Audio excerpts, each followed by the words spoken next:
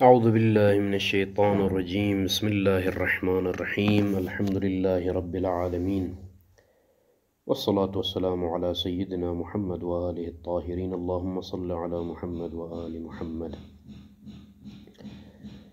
سابقہ درس میں بیان ہوا کہ ثمرات جو کشف حقیقی کے اقسام اور کشف حقیقی اور حکمی کے درمیان یہ ایک مہم مطلب ہے اور دقیق ہے، لہٰذا سمجھنے کی ضرورت ہے۔ اور آج کے اس درس میں بھی شیخ اعظم ایک ثمرے کی طرف اشارہ کرتے ہیں، فرماتے ہیں کہ وَلَوْ نَقَلَ الْمَالِكُ أُمَّ الْوَلَدْ عَنْ مِلْكِهِ قَبْلَ الْإِجَازَةِ فَأَجَازَ۔ فضولی نے معاملے کو انجام دیا اور ولد کو فروخت کیا، اور مالک اصلی متوجہ نہیں تھا اس معاملے کی طرف، اور مالک اصلی نے بھی ایک تصرف کیا، وہ ایک نقل لازم کے ذریعے سے یعنی بیع کی صورت میں، ہبہ کی صورت میں اپنی کنیز الولد کو کسی کی طرف منتقل کیا۔ منتقل کرنے کے بعد متوجہ ہوا کہ فضولی نے ایک معاملے کو انجام دیا ہے۔ مثلاً یوم الخمیس کو فضولی نے فروخت کیا تھا ولد کو، یوم الجمعہ میں جو ہے ملتفت نہیں تھا مالک اصلی، اور اس نے مالک اصلی نے تصرف کرتے ہوئے نقل لازم کو انجام دیا، جس کے ذریعے سے بیع یا جو ہے ہبہ کے ذریعے سے اس ولد کو کسی کی طرف منتقل کیا، فرد ثالث کی طرف۔ کرنے کے بعد پھر اجازت دی، فاجاز یعنی یوم الجمعہ کو نقل لازم کو انجام دیا، پھر یوم السبت کو متوجہ ہو گیا کہ جو ہے یوم الخمیس کو فضولی نے ایسا کام انجام دیا ہے، تو اب جو ہے اجازت دی۔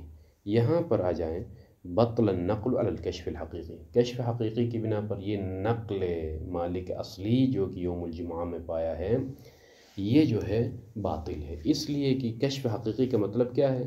آثار ملکیت اور نقل و انتقال من حین العقد فضولی سے ہی مترتب ہوتے ہیں۔ جب عقد فضولی یوم الخمیس کو انجام پا گئی ہے تو پھر جو ہے نقل و انتقال بھی یوم الخمیس سے، جب نقل و انتقال یوم الخمیس سے انجام پائے تو پھر اس کا مطلب ہے کہ الولد یوم الخمیس کو ہی فرد ثالث کی ملکیت میں گئی تھی۔ اب یوم الجمعہ میں جو تصرف کیا ہے مالک نے، یہ کیا تصرف شمار ہوگا؟ مال غیر میں لانکشاف وقوع النقل فی ملک الغیر، ملک غیر جو یعنی فرد ثالث جو کہ مشتری اصیل ہے، جی ہاں،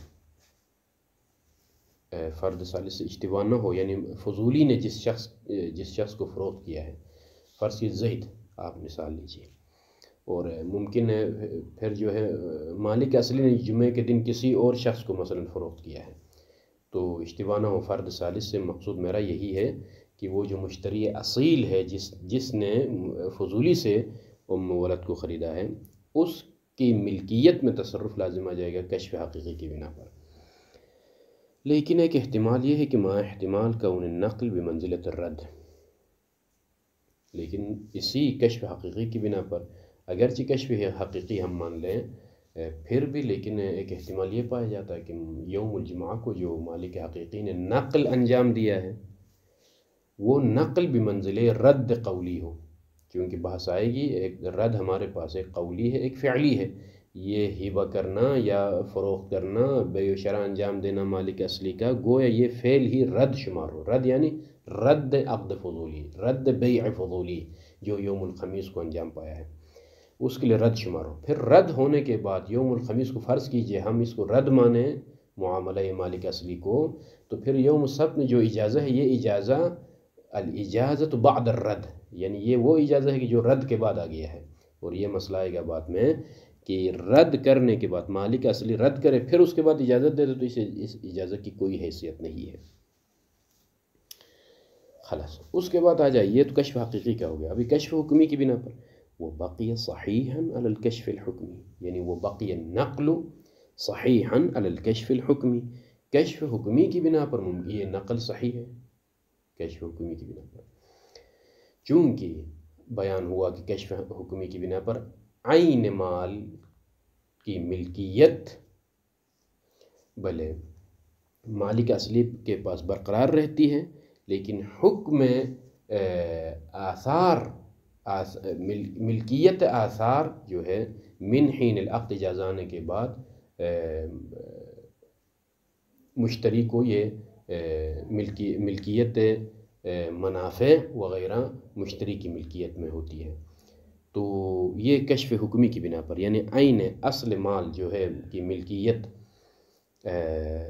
مالک اصلی کے پاس، لیکن جب اجازہ آ جائے تو اجازہ آنے کے بعد من حین البیع سے لے کر اجازت تک جو آثار ہیں وہ آثار مشتری کے شمار ہوتے ہیں، اگرچہ عین مال کی ملکیت کس کے پاس رہتی ہے؟ مالک اصلی کے پاس۔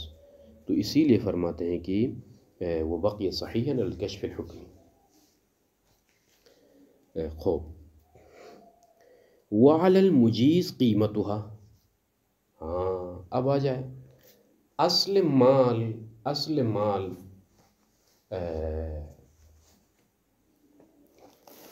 چونکہ اجازت دینے کے بعد پھر جو ہے مشتری مالک ہو جاتا ہے، اجازت دینے کے بعد مشتری مالک ہو جاتا ہے، تو پھر جو ہے اس جاریہ جو کہ نقل لازم کے ذریعے سے منتقل کیا ہے، تو اجازہ دینے کے بعد پھر جو ہے مشتری مالک بنتا ہے، اور جو منافع وغیرہ ہیں وہ من حین العقد سے ہی جو ہے منافع کا مالک بنتا ہے مشتری، اجازہ آنے کے بعد عین مال کا بھی مالک بنتا ہے۔ تو ایسی صورت میں کیا کرنا پڑے گا؟ تو اور مالک نے نقل بھی کیا ہے، دونوں چیزوں کو محفوظ رکھنا ضروری ہے۔ ادھر سے نقل بھی درست ہے، اس لیے کشف حکمی کی بنا پر یہ جو نقل ہے وہ ملکیت مالک میں انجام پا گئی ہے، اور اجازہ بھی دے سکتا ہے چونکہ یہ اجازہ کا حق مالک اصلی کے پاس ہے، یہ اختیار بھی ہے۔ تو خلاصۃ الکلام کشف حکمی کی بنا پر یہ سمجھنے کی بات ہے، کشف حکمی کی بنا پر یوم الخمیس میں، میری مثال جو میں نے دی ہے، یوم الخمیس میں جو نقل انجام پایا ہے مالک کی طرف سے، یہ درست ہے اس لیے کہ اصل مال کی ملکیت مالک کے پاس ہے، نقل کشف حکمی کی بنا پر۔ اور یوم السبت میں جو اجازت دینے کی بات ہے، متوجہ ہو گیا کہ یوم السبت میں فضولی نے ایسا کام کیا ہے، تو یہ بھی درست ہے اجازہ، چونکہ وہ اجازت دے سکتا ہے، اجازہ کا حق اس کے پاس محفوظ ہے۔ تو ایسی صورت میں تو اب اجازہ بھی دے دیں تو کیسے ہم جمع کریں دونوں کو، ادھر سے نقل بھی درست ہو ادھر سے اجازہ بھی درست ہو؟ تو کہتے ہیں کہ قیمتها، مجیز کے لیے اجازت دینے کی صورت میں کیا ضروری ہے؟ اسے ام ولد کی قیمت ادا کریں۔ کیوں؟ لأنه مقتضى الجمع بین جعل العقد، چونکہ اجازت دینا بھی درست ہے، اجازت دے بھی سکتا ہے، یہ مالک ہے، تو بین جعل العقد ماضیا من حین وقوعه، یہ ہے اجازہ کاشفہ حکمی، یعنی من حین الوقوع سے ہی عقد کو نافذ قرار دینا، یہ ایک مرحلہ جو کہ اجازہ حکمی کا کاشفہ حکمی ہونے کا معنی ہے۔ ومقتضى صحت النقل، اور صحت نقل کا صحیح ہونے کا مقتضی، وہ نقل کے الواقع، جو نقل واقع ہوئی ہے کب؟ قبل حکم الشارع بهذا الجعل، اس جعل کے بارے میں، کون سا جعل؟ جو اوپر بیان ہوا کہ جعل العقد ماضیا من حین وقوعه، اس کے بارے میں شارع کا حکم آنے سے پہلے جو نقل واقع ہو گیا ہے۔ شارع کا حکم کب آتا ہے؟ جب اجازہ آ جائے، تب جو ہے عقد ماضی شمار ہوتا ہے، عقد نافذ شمار ہوتا ہے۔ اجازہ آنے سے پہلے جو نقل واقع ہو گئی ہے، اور وہ نقل چونکہ ملکیت میں واقع ہوئی ہے، اس صحت کا بھی تقاضا یہ ہے کہ مالک اصلی کیا کرے گا؟ اس ام ولد کی قیمت ادا کرے گا، تاکہ وہ نقل بھی درست ہو چونکہ ملکیت میں، اور اجازت دینے کی صورت میں پھر جو ہے مشتری کو کیا ملے گا؟ چونکہ ابھی وہ ام ولد تو نقل ہو گئی ہے، تو اس کی قیمت ادا کرے گا مالک اصلی۔ ہو تو مثال کیا ہے؟ فقہ میں کوئی نظیر اس کی ملتی ہے؟ جی ہاں ملتی ہے، کما فی الفسق بالخیار مع انتقال متعلقہ بنقل لازم۔ اس کا مطلب یہ ہے کہ جو ہے مثلا میں صاحب خیار ہوں، میں نے کوئی معاملہ کیا ہے زید کے ساتھ، اور میرے پاس فسق کا خیار موجود ہے، لیکن فسق استعمال کرنے سے پہلے، خیار فسق نافذ کرنے سے پہلے ہی زید نے کیا کیا؟ وہ جو درمیان میں مال تھا وہ کسی اور کو فروخت کیا ہے، نقل لازم کیا ہے، یعنی اس نے ہبہ کیا یا کسی کو اسی مدت خیار میں یا فروخت کیا ہے۔ تو اب آ جائیں، اس زید کا فروخت کرنا بھی درست ہے، اور ادھر سے جو ہے میرے پاس خیار فسق کو استعمال کرنے کی صلاحیت بھی میرے پاس ہے۔ تو دونوں کو کیسے جمع کریں؟ کہتے ہیں کما فی الفسق بالخیار مع انتقال متعلق خیار، نقل ہو گیا ہے بنقل لازم کے ذریعے۔ کس نے نقل کیا ہے؟ جس کے ساتھ میں نے معاملہ کیا تھا، زید کے ساتھ، زید نے آگے اس کو نقل کیا ہے۔ تو ابھی میں خیار فسق کیسے استعمال کروں بھائی؟ تو یہاں پر علماء نے کہا ہے کہ چونکہ خیار فسق کا سلطہ بھی باقی ہے، ادھر سے نقل بھی درست ہے اس مشتری کی طرف سے، کسی اور کو دینا بھی درست ہے، تو ایسی صورت میں ضروری ہے کہ مشتری اپنے ذمے سے باہر نکلے۔ وہ کیسے؟ کہ وہ جو مال ہے قیمی یا مثلی جو بھی ہے اس کا عوض ادا کر کے ذمہ کو بری کرے۔ تو یہاں پر بھی ایسا ہے، چونکہ نقل لازم بھی مالک اصلی کی طرف سے درست ہے، چونکہ اجازہ کاشفہ حکمی ہے، اور کاشفہ حکمی میں عین مال کی ملکیت مالک کے پاس محفوظ ہے، اور ادھر سے اجازہ بھی دے سکتا ہے، بھلے اجازہ بھی دے سکتا ہے، اجازہ کا حق بھی مالک کو حاصل ہے، چونکہ وہ مالک ہے۔ تو اجازہ بھی درست ہو، ادھر سے نقل لازم بھی درست ہو، مطلب یہ ہے کہ اجازت دینے کی صورت میں پھر جو ہے اس مال کا عوض ادا کرنا پڑے گا۔ خوب، اس کے بعد فرماتے ہیں کہ وضابط الکشف الحکمی، وضابط الکشف الحکمی، کشف حکمی کا جو ضابطہ ہے۔ خوب،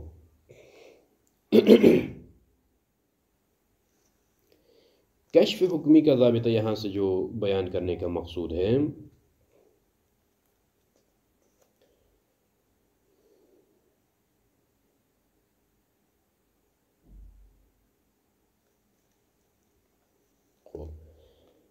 شیخ فرماتے ہیں کہ الحکم بعد الاجازہ، اجازہ کے بعد حکم کرنا۔ کیا حکم کرنا؟ بترتب آثار ملکیت المشتری، مشتری کی ملکیت کے آثار مترتب ہونے کا حکم کرنا ہے۔ کب سے یہ آثار مترتب ہوں گے؟ من حین العقد سے، من حین العقد سے، جب مثلا یوم الخمیس کو عقد واقع ہو گئی تب سے ترتب آثار ملکیت مشتری کی ملکیت کے آثار کے مترتب ہونے کا حکم لگانا ہے۔ تو یہ کیوں اس طرح سے ہم حکم لگاتے ہیں؟ کیوں صرف آثار ملکیت کے حکم؟ اصل مال کی ملکیت اجازہ آنے تک منتقل نہیں ہوگی، اجازہ آنے کے بعد ہی اصل مال کی ملکیت منتقل ہوگی، لیکن اصل مال کے جو فوائد اور نماعات ہیں وہ اجازہ آنے کے بعد اصل عقد سے ہی وہ فوائد منتقل ہوں گے۔ وہ اس لیے کہ فَإِنَّ تَرَتُّبَ شَيْءٍ، کسی شے کا مترتب ہونا، شے من آثار ملکیت المالک، مالک کی ملکیت کے آثار میں سے کسی شے کا مترتب ہونا، قبل اجازتی ہی، مالک کی اجازت سے پہلے۔ مثلا کہ اتلاف النما و نقل ہی، مالک نے کیا کیا؟ اجازت دینے سے پہلے آثار ملکیت کا مترتب کرنا، مثلا جو ہے کہ اتلاف النما و نقل ہی، مالک نے اس نما کو تلف کیا ہے، مثلا فرض کیجئے کوئی حیوان ہے تو اس کا دودھ پیا ہے، کوئی درخت ہے تو ثمر کھایا ہے، و نقل ہی، اتلاف النما یعنی یہ عطف تفسیری ہے، اس منفعت کو، اس فوائد کو، آثار کو کہیں نقل کیا ہے۔ وَلَمْ يُنَافِ الْإِجَازَةِ، وَلَمْ يُنَافِ الْإِجَازَةِ، اور یہ ترتب شیء من آثار ملکیت المالک، اجازت سے پہلے خود مالک کا یہ تصرف اجازہ کا منافی نہ ہو، یعنی مالک کی جو تصرفات ہیں، اجازت دینے سے پہلے جو تصرفات ہیں مالک کے، یہ تصرفات منافی اجازہ نہ ہو۔ یعنی کیا مطلب منافی اجازہ نہ ہونا؟ مثلا فرض کیجئے عین مال محفوظ ہے، بکری محفوظ ہے، درخت محفوظ ہے، صرف جو ہے دودھ پیا ہے بکری کا، یا جو ہے کیا ہے درخت سے پھل اٹھا کھایا ہے، تو یعنی اجازہ کا متعلق برقرار ہے، اصل متعلق برقرار ہے۔ تو اس طرح سے یہ مترتب کرنا جمع بینہ و بین مقتضی الاجازہ بالرجوع الی البدل، جمع کرنا ہے بین ترتب آثار ملکیت و بین مقتضی الاجازہ، اور مقتضی اجازت کے درمیان جمع کرنا ہے۔ وہ مقتضی اجازت کے جمع کیسے؟ بالرجوع الی البدل، بدل کی طرف رجوع کرنے کے ذریعے سے۔ یعنی کیا مطلب؟ یہ بھی سمجھنے کی بات ہے، وہ یہ کہ چونکہ اجازہ آنے کے بعد کشف حکمی کا معنی یہ ہے کہ من حین العقد سے فوائد اور نماعات منتقل ہوتے ہیں کس کی طرف؟ مشتری کی طرف۔ اب ان میں اگر مالک اصلی نے کوئی تصرف کیا ہے، تو پھر اس تصرف کے نتیجے میں ان فوائد کا عوض کیا کرنا ہوگا؟ فوائد کا عوض بالرجوع الی البدل، اس کا بدل جو ہے مشتری کو دینے ہوں گے، کیونکہ اصل مال تو محفوظ ہے، درخت محفوظ ہے، لیکن پھل کھایا ہے، اور پھل کھایا تو پھل کا عوض ادا کرنا پڑے گا، قیمت ادا کرنی ہوگی۔ یہ ہے اجازت کو بھی درست قرار دینا اور ادھر سے اس کو مالک بھی شمار کرنا، یعنی اجازہ آنے سے پہلے خود مالک بھی ہے، عین مال کا مالک ہے اور آثار کا مالک ہے، اور اجازہ آنے کے بعد یہی نماعات پھر منتقل ہوتے ہیں کس کے؟ من حین العقد سے مشتری کی طرف۔ تو ایسی صورت میں پھر جو ہے جمع کرنے کا طریقہ ہے کہ جو ہے بدل کی طرف ہمیں جانا پڑے گا۔ لیکن اگر تصرف اجازت سے پہلے مالک نے ایسا تصرف کیا کہ جو نافل اجازت کے ساتھ منافی ہو، مثلا کہ اطلاف العین عقلاً، یعنی سرے سے ہی ایک حیوان تھا، فرض کیجیے اس کو مار دیا عقلاً، یعنی وجود سے ہی اس کو ختم کر دیا، یا شرعاً، چیز تو محفوظ ہے لیکن شرعاً تلف کیا ہے، یعنی شرعاً اپنی ملکیت سے اس کو ہبہ کے ذریعے سے، عتق کے ذریعے سے یا بے کے ذریعے سے اپنی ملکیت سے چیز کو خارج کیا، تو وہاں پر فات محل الاجازہ، اجازہ کا محل فوت ہو گیا، کیونکہ متعلق اجازہ ہی ختم ہو گیا، تو پھر اجازہ لغو ہوگی وہاں پر۔ لیکن یہاں پر بھی احتمال یہ دیا گیا ہے کہ ما احتمال الرجوع الی البدل، یہاں پر بھی عین بھی تلف کرے بعد میں پھر بھی اجازت دے دے تو جو ہے یہ احتمال موجود ہے کہ جو ہے بدل کی طرف ہم رجوع کر سکتے ہیں۔ خوب، تو یہ مطلب بھی دقیق ہے، لہٰذا سمجھنے کی بات ہے۔ ثم انہم ذکروا، یہاں تک الحمدللہ ہم فارغ ہو گئے ہیں۔ وہ جو کشف کے جو اقسام ہیں، کشف حقیقی کی دو صورتیں کہ وہاں پر اجازہ شرط متاخر ہے یا جو ہے شرط تعقب ہے، لحوق ہے، یہ ایک مسئلہ، دو چیزیں یہ ہو گئی، اور کشف حکمی۔ اب ہم منتقل ہو رہے ہیں کشف کے اقسام اور نقل کے درمیان جو ہے جو فوائد ہیں اور ثمرات ہیں۔ ثم انہم ذکروا للثمر بین الکشف والنقل مواضع، پھر فقہاء نے کچھ ثمرات ذکر کیے ہیں کشف اور نقل کے درمیان چند موارد میں۔ تو یہاں پر حکم کچھ اس طرح سے ہے کہ انما منہا انما فإنہ علی الکشف، اور طبعا یہاں اس نما سے مراد نما منفصل مراد ہے، فإنہ علی الکشف بقول مطلق لمن انتقل الیہ العین۔ اگر آپ کاشفہ جس معنی میں بھی آپ لے لیں تو یہ نماعات اور جو فوائد اور آثار ہیں وہ کس کی طرف منتقل ہوتے ہیں؟ لمن انتقل الیہ العین، عین جس کی طرف منتقل ہوتی ہے اسی کے ساتھ یہ تابع ہیں سارے۔ وعلی النقل، نقل کی بنا پر لمن انتقلت عنہ، جس سے عین منتقل ہوا ہے۔ فرض کیجئے ایک مہینہ پہلے بائع فضولی نے بکری کو فروخت کیا اور ایک مہینہ بعد مالک اصلی اجازت دے دے، تو اس مہینے کے اندر جو فوائد اور نماعات ہے کاشفہ ماننے کی صورت میں جس کی طرف عین منتقل ہو گئی ہے بکری، اسی کے ہے وہ نماعات بھی اور فوائد بھی، اور جو ہے اگر ناقلہ مانے تو ایک مہینے کے اندر جتنے بھی فوائد حاصل ہیں ان فوائد کا وعلی النقل لمن، اس شخص کے لیے کہ انتقلت عنہ جس سے عین منتقل ہو گئی ہے ابھی چونکہ ایک مہینہ بعد ابھی عین منتقل ہو گئی، تو جو سابقہ نماعات کا مالک خود مالک اصلی ہی ہوگا۔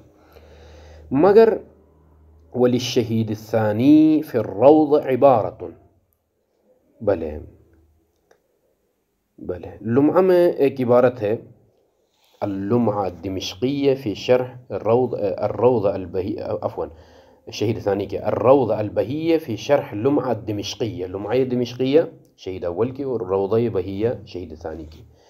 یہ عبارت یہاں اگر سمجھ آئے تو پھر انشاءاللہ پھر لمحہ پڑھاتے ہوئے کسی کو وہ دقت پیش نہیں آئے گی کہ شہید ثانی کی ایک عبارت ہے کہ توجیہ المراد منہا، اس عبارت سے جو جس مراد کی توجیہ بیان کی گئی ہے، کما فعلہ بعض، جیسا کہ بعض علماء نے انجام دیا ہے، اولا من توجیہ حکم ظاہرہا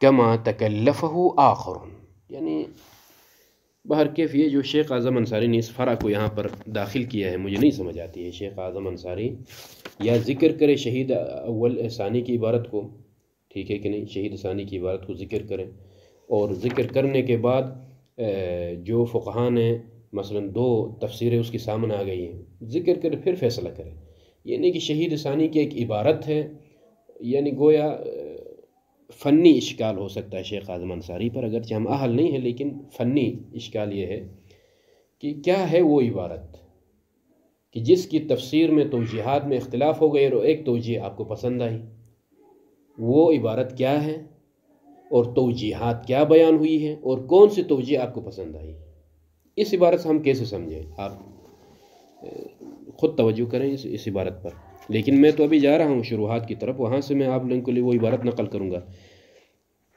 یہ ثمرہ پہلے سمجھے کہ جو ہے کاشفہ ماننے کی صورت میں عین کے ساتھ، وہ عین جس کی طرف منتقل ہوئی ہے اسی کے وہ نماعات وغیرہ بھی اس کے ہوں گے۔ ناقلہ ماننے کی صورت میں جو ہے یہ نماعات جو حاصل ہوئے ہیں وہ نماعات خود مالک اصلی کی ہی ہوں گے، چونکہ ایک مہینہ بعد اجازت دی ہے تو ابھی عین منتقل ہوگا، اور سابقہ جتنے بھی مہینہ پہلے عقد فضولی جو واقع ہوئی وہ سارے نماعات مالک اصلی کے پاس۔ شہید نے کیا کہا ہے؟ شہید کی عبارت یہ ہے النماء المنفصل للمبیع، مبیع جس چیز کو فروخت کیا، بکری، اس کے جو نماعات منفصل ہے وہ للمشتری، مشتری کے لیے کاشفہ کی بنا پر، خوب ٹھیک ہے۔ ونماء الثمن للبائع، اور پیسے کے جو نماعات ہیں، مثلا اس کی قیمت، بکری کی قیمت کے جو نماعات ہیں وہ بائع کے لیے ہیں، یعنی بائع سے مراد مالک اصلی ہے۔ ھذا علی الکشف، بائع فضولی کے لیے نہیں، بائع یعنی مالک اصلی کے لیے، کشف کی بنا پر، یہ ٹھیک یہاں تک۔ ونماء الثمن والمثمن، ثمن قیمت کے نماعات اور مثمن کے نماعات دونوں مالک اصلی کے لیے ہیں بناء علی النقل، اجازت کو اگر ناقلہ مانے۔ اب آ جائیں بھائی، اب اس عبارت کی توجیحات، مصنف فرماتے ہیں کہ اس عبارت کی توجیح میں کما فعلہ بعض نے جو توجیح بیان کی ہے وہ اولا ہے، کس توجیح سے؟ من توجیح حکم ظاہرہا، اس عبارت کے ظاہر سے جو حکم کی توجیح بیان کی ہے اس سے، یعنی دو توجیحات ہیں، کما فعلہ بعض اور کما تکلفہ آخر۔ جو فعلہ بعض ہے وہ شیخ کو پسند آئی، اور جو کما تکلفہ آخر وہ پسند نہیں آئی۔ پہلے ہم بیان کریں گے کہ کما فعلہ بعض جس کو مصنف نے پسند کیا وہ کیا ہے۔ فرماتے ہیں کہ بعض شروحات میں، جیسا کہ کما وجہہ جمال الدین فی حاشیۃ الروضہ، جمال الدین کا جو تعلیقہ ہے کتاب اللمعہ پر، کتاب الروضہ پر، وہاں پر اس طرح سے ہے کہ وَنَمَاءُ الثَّمَنِ وَالْمُثْمَنِ لِلْمَالِک جو کہا ہے، للمالک الاصلی، اس مالک الاصلی سے کیا مراد ہے؟ مالک سے مراد جنس المالک ہے، جنس المالک نہیں کہ مالک اصلی سے مراد وہ شخص مالک جو عین کا مالک ہے، وہ نہیں، یہاں جنس مالک ہے، یعنی یہ پھر جنس مالک سے مراد مبیع کا مالک اور مثمن کا مالک دونوں شامل ہیں، دونوں شامل ہیں۔ اور فرض کیجئے کہ جو ہے معاملہ فضولی ہے دونوں طرفوں سے، ثمن کا بھی مالک نے انجام نہیں دیا، فضولی نے ثمن پیش کیا ہے، یعنی مشتری بھی فضولی ہے اور فرض کیجئے ادھر سے بائع بھی فضولی ہے، تو ایسی صورت میں تو مبیع کا جو نما ہے وہ بھی مالک اصلی کے لیے، اور ثمن کا جو نما ہے وہ بھی مالک اصلی کے لیے، ٹھیک ہے کہ نہیں؟ یہ جمال الدین نے اس شہید یعنی نما الثمن والمثمن للمالک الاصلی بناء علی النقل، یعنی ثمن کا بھی اور مثمن کا بھی جو نماعات ہے جو دونوں مالک اصلی کے لیے نقل کی بنا پر، وہ کیسے بھائی؟ یہ تو بات سمجھ آتی کہ جو ہے مسمن کا مالک ہے تو مسمن کے جو ہے فوائد اس کے لیے ہوں گے نقل کی بنا پر، لیکن سمن کے کیسے؟ سمن کے نماعات بھی جو ہے ہم کیسے جو ہے نقل کی بنا پر جو ہے مالک اصلی کو دے دیں، جو کہ شہید اول کی عبارت ہے؟ تو کیا توجیہ بیان ہو گئی بھائی؟ مالک اصلی سے مراد یہاں پر جنس مالک ہے، اور یہ جنس مالک جو ہے دونوں کو شامل ہے، یعنی مالک اصلی سے مراد مالک اصلی ثمن، مالک اصلی مسمن، دونوں پر یہ مالک اصلی سے دکھاتا ہے۔ ایسی صورت میں نقل کی بنا پر ثمن کے نماعات جو ہے مالک اصلی یعنی مالک ثمن، اور مالک ثمن کا مالک اصلی، اور مسمن کے نماعات مالک اصلی یعنی مسمن کا جو مالک اصلی ہے۔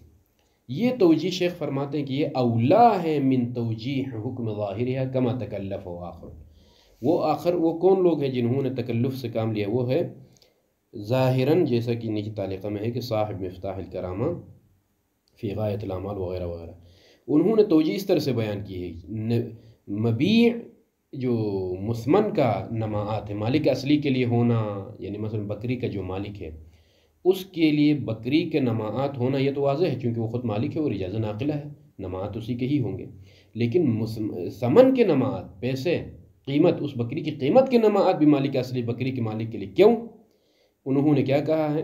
انہوں نے کہا ہے کہ اس لیے کہ مشتری نے خود مسلط کیا ہے، مشتری نے خود اپنے مال پر مسلط کیا ہے، تو قاعدہ تسلیط اور قاعدہ اقدام کی بنا پر لأن المشتری اقدم وسلط المالک علی ثمنہ، اپنے ثمن پر مسلط کیا ہے، تو اسی لیے جو ہے وہ بکری کا مالک ہی، یعنی مالک اصلی سے مراد جنس مالک مراد نہیں ہے، بلکہ مالک اصلی سے مراد بکری کا مالک، بکری کے بھی نماعات کا مالک بنے گا اور بکری کی قیمت کے نماعات کا بھی مالک خود بنے گا نقل کی بنا پر، کیوں قاعدہ اقدام، مشتری نے اقدام کیا ہے۔